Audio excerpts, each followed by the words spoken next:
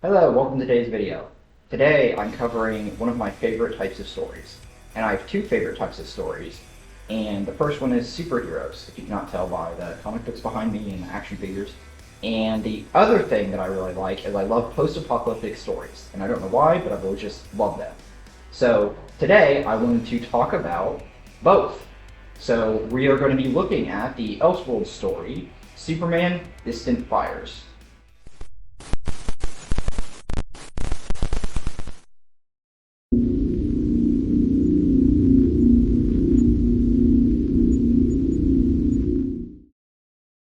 So, if you're unfamiliar with what an Elseworlds story is, when DC Comics takes characters and puts them in unfamiliar situations and locations. So it's just taking familiar characters and putting them in a way that we would not normally see that doesn't affect the main continuity of comics. If you're familiar with Marvel's What If, whether it's the comics or the TV series they did, it's the exact same thing except it's with DC characters instead. So, like I said, the one we're looking at today is Distant Fires. And this story starts out and we learn that nuclear devices all over the world went off at once. There was some kind of error and all of them went off. It wasn't really one country's fault, it just happened.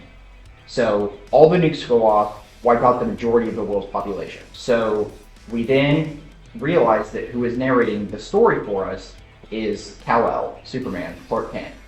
He has survived. He no longer has his powers because of the radiation, but he has survived. He's in Metropolis, and we meet him in the middle of burying Lois Lane.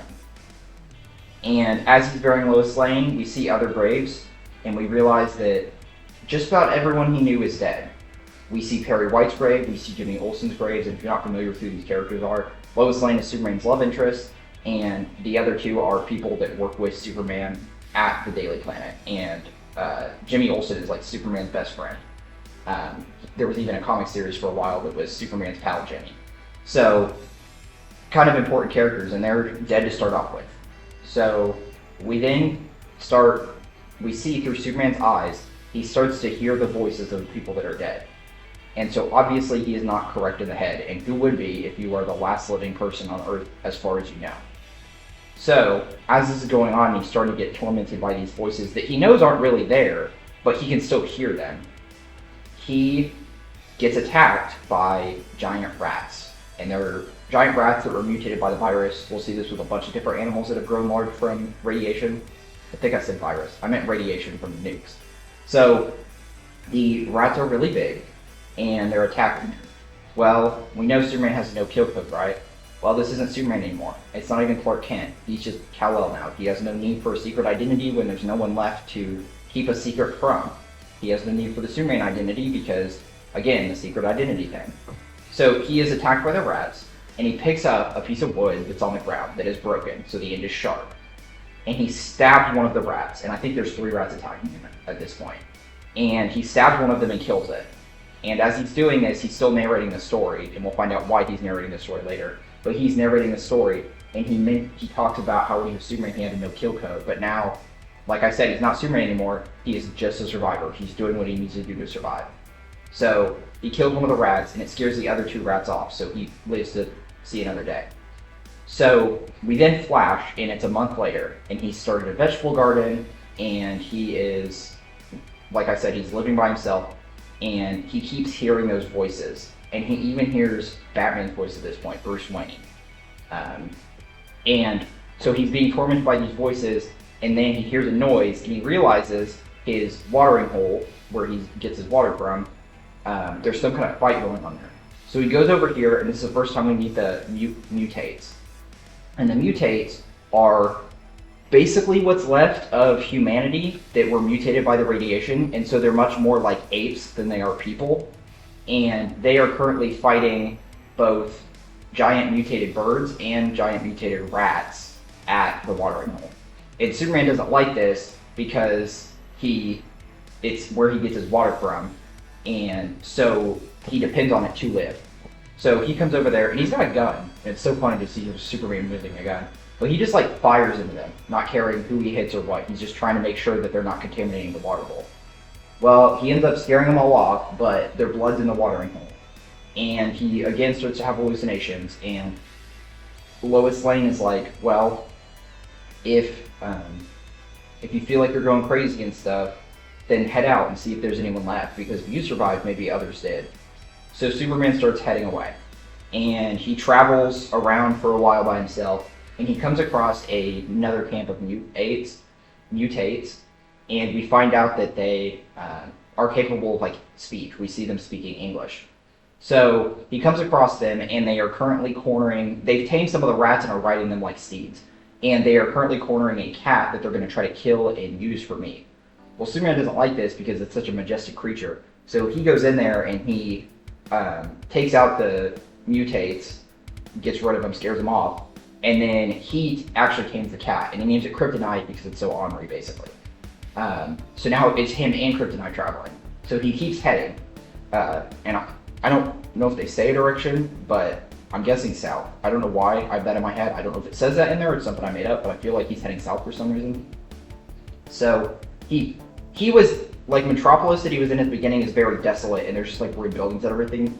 Well, now he's getting to more wilderness territory. There's a lot of big trees and stuff, and I think he even mentions that it's trees that were mutated by the virus to be, or by the radiation to be like bigger and stuff. And so he gets to like a very lush area, and he finds like a little pond of water. So he gets in to bathe because it's been a long time since he's had a chance to bathe. And while he's in there bathing, he gets attacked by a woman. And he ends up throwing her off, and he's ready to punch her in the face, and he realizes it's Wonder Woman. And so she at first thought he was just a mutate, and that's why she attacked him. Well, they come to find out that it's Wonder Woman and Superman. So they reconcile, and they're so happy to see each other. And so Wonder Woman says, hey, there's a whole group of us living out here. So they head back. Wonder Woman leads them back to where their city is, and there's all these superhumans that used to be both heroes and villains. Like we see Cheetah here, and we see Joker here, who was turned sane by the radiation. And so all these people are living in the city together, and they are thriving in this new world. So Superman comes to join them. Well, we meet Shazam here, and this version of Shazam, Shazam's a kid, he's Billy Batson, and Billy Batson is very volatile because he's a child, so emotions are volatile, and so he doesn't always make the best decisions.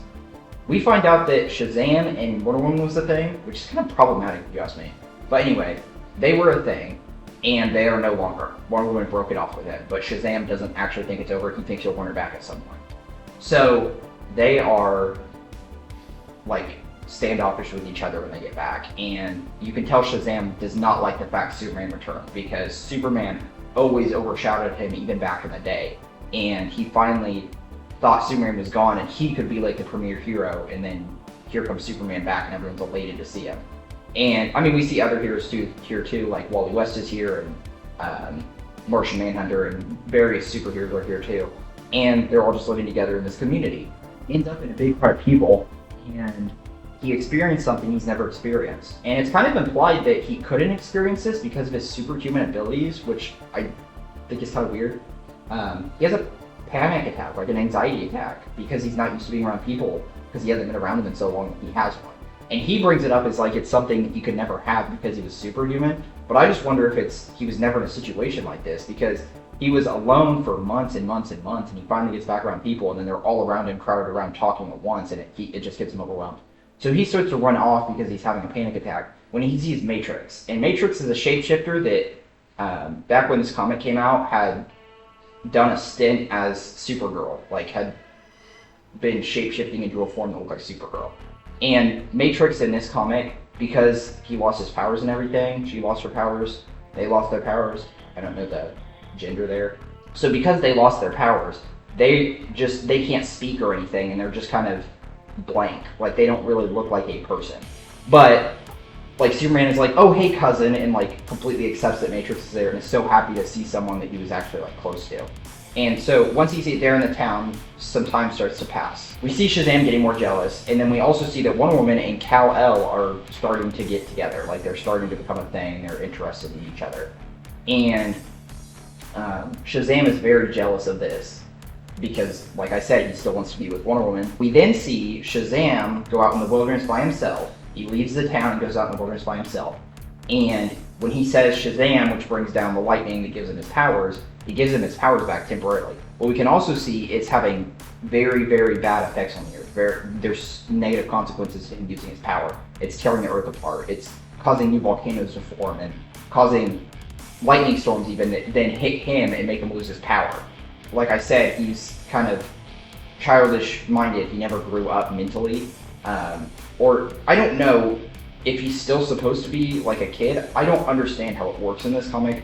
But anyway, because he looks like a full-grown adult. But not that much time has passed since the apocalypse, I don't think. So, I don't know. It's weird. It's an odd situation.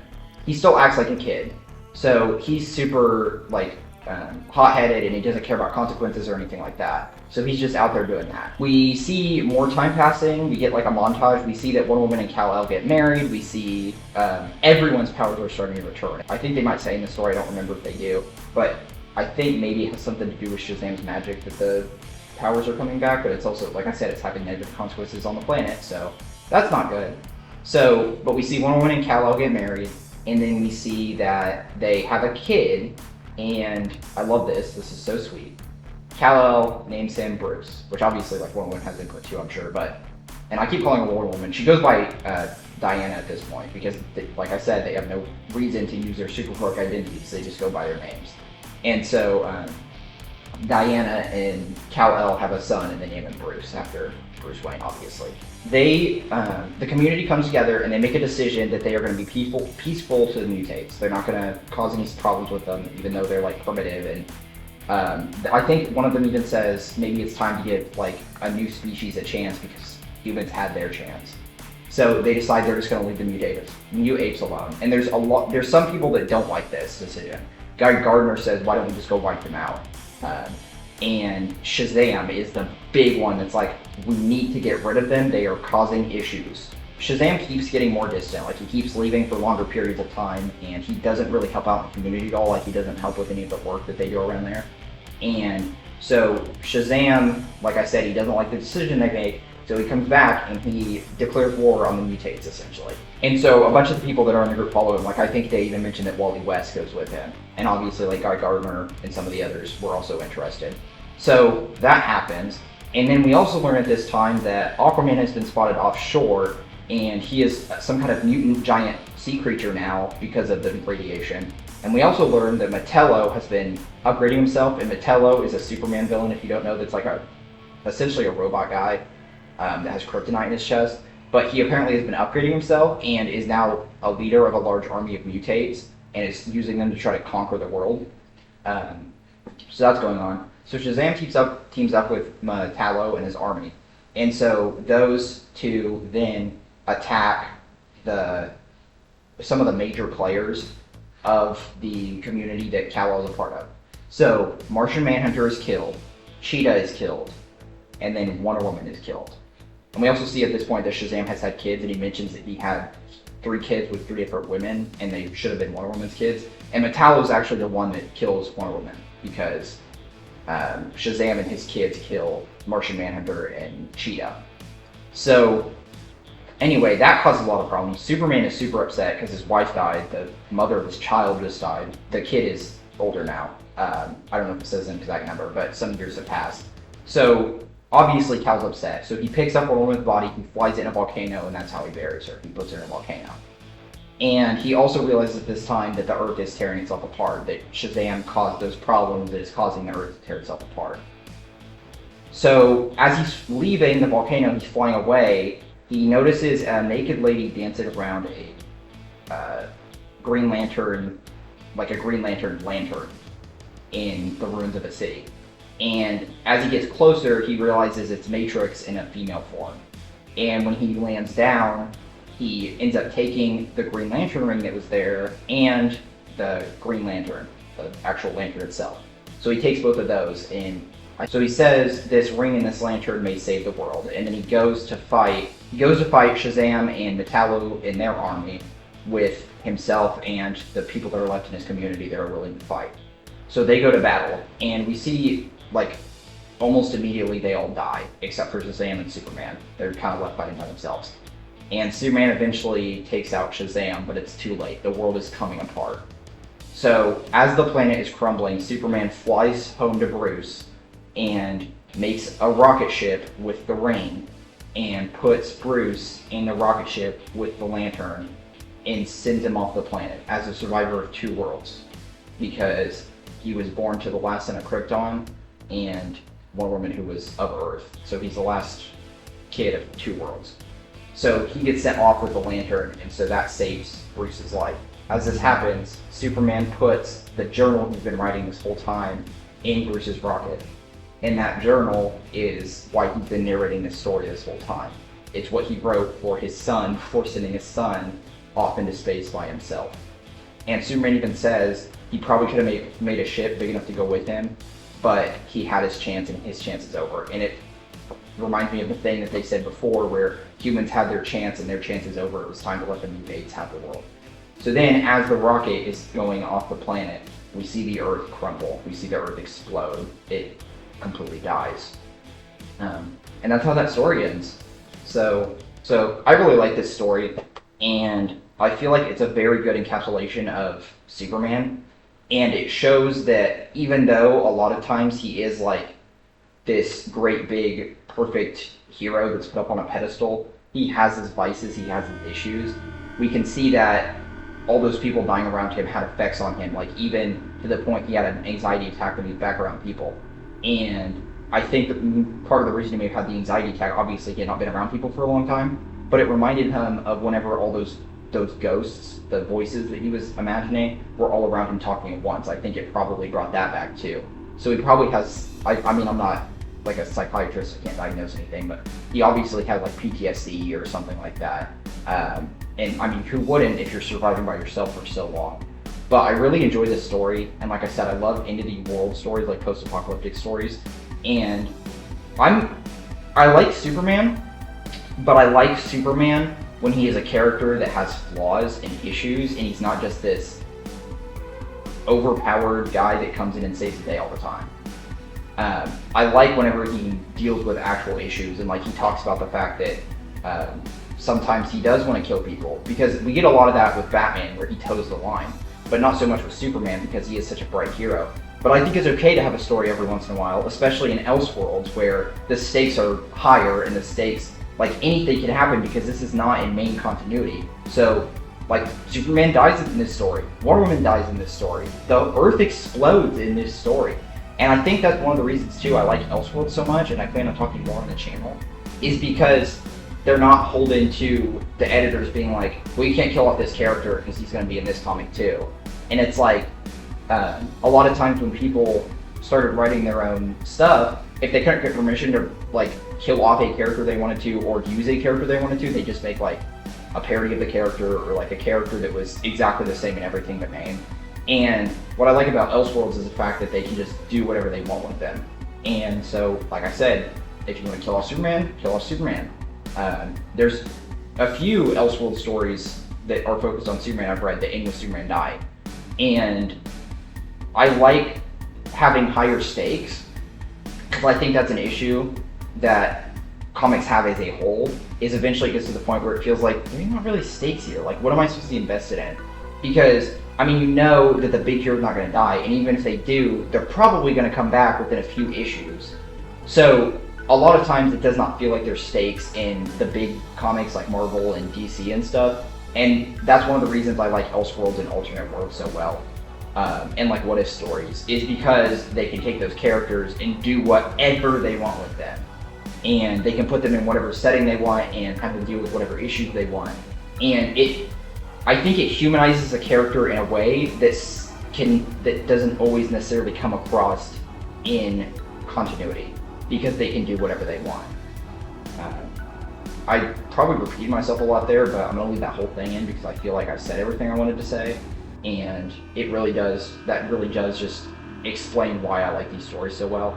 So I plan on doing at least 2 more of these videos, probably at least 3. I have 2 that I'm definitely doing, and then a 3rd one I might do. So expect those coming. That'll be part of the series where it's a DC hero in like a Elseworlds. It's not necessarily under the Elseworlds brand, but it's an alternate like future or Earth where the character is kind of surviving after an apocalypse kind of thing. So expect more of these, and I'm going to work more on the Rocco one and get more of those out. And I'm hoping with this format, I'm going to be able to post weekly videos instead of like every 2 or 3 weeks, depending on how much time I have. So if you don't like this format, please let me know and I'll go back to the old format. I won't be able to post as much. And so it's kind of a trade-off of, do I want like more editing and more pictures from the actual stuff, or like video from the episode or whatever I'm talking about on the screen, or do I want to get it out faster? And I think right now faster is the way to go. And I think this is sometimes more digestible because you can just listen to it and don't necessarily need the visuals, which I think my other videos are like that too.